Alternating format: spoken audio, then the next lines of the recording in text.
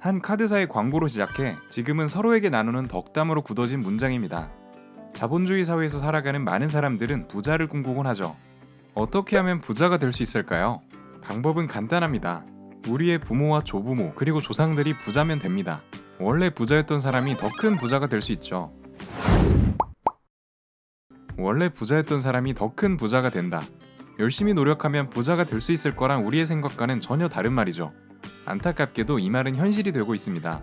경제학자 밀라노비치의 코끼리 곡선을 살펴볼까요? 코끼리를 닮은 이 그래프는 전 세계 사람들의 소득 수준에 따른 실질 소득 성장률을 보여줍니다. 소득 하위 50%와 상위 1%의 사람들의 소득 증가가 빨랐다는 것을 확인할 수 있죠.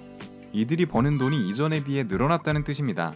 그러나 이 그래프에서 보이지 않는 사실에 주목한 사람이 있습니다. 바로 프랑스의 경제학자 토마 피케티입니다. 그는 코끼리 곡선의 상위 1%가 전체 성장의 27%를, 하위 50%는 단 12%만을 차지하고 있다는 것을 지적했습니다.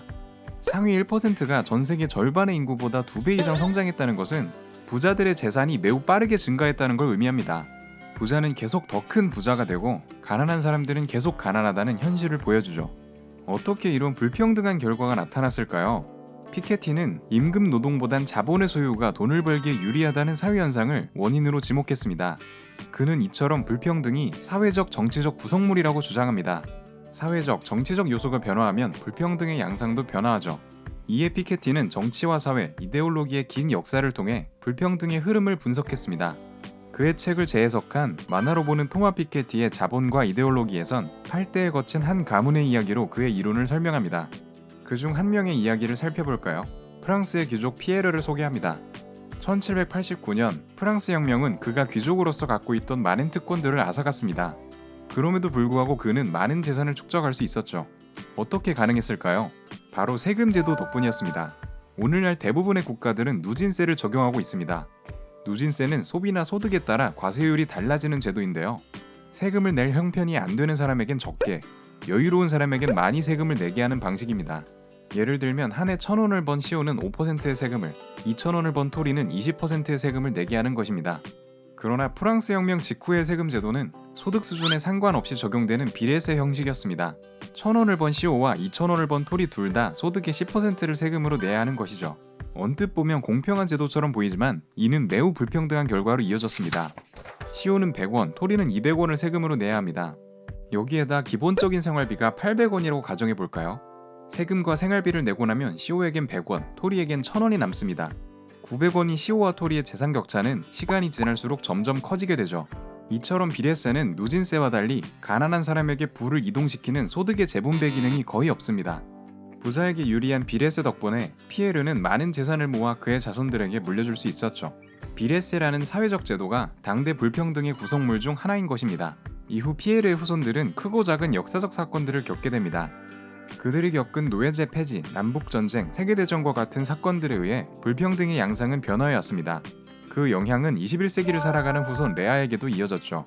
여러 시대에 걸쳐 내려온 가문의 유산은 흩어져 버렸고 레아는 평범한 편에 속합니다. 그럼에도 불구하고 레아는 예일대학교로 석사 유학을 떠난 고학력자로 그 수혜자이기도 하고 성별에 따른 임금 격차를 겪은 피해자이기도 하죠. 이처럼 복잡한 사회적 배경에 따라 불평등은 다양한 측면으로 나타납니다.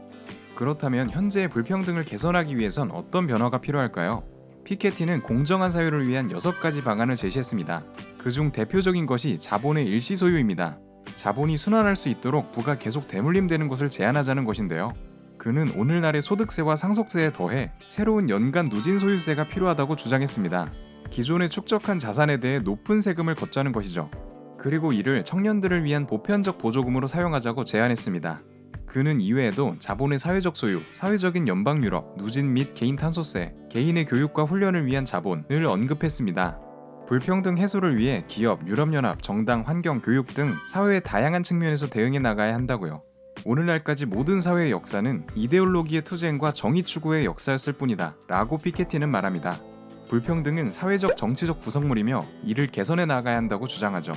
지금까지 설명드린 피케티의 논의는 서구 사회를 중심으로 하고 있습니다. 그의 논의가 한국에는 어떻게 적용될 수 있을까요? 책 만화로 보는 토마 피케티의 자본과 이데올로기를 읽고 함께 고민해보는 시간을 가져보면 좋겠네요. 해당 영상에 댓글을 남겨주신 분들 중 추첨을 통해 책을 보내드리는 이벤트가 진행되니 많은 참여 부탁드립니다. 오늘의 영상은 여기까지입니다. 시청해주셔서 감사합니다.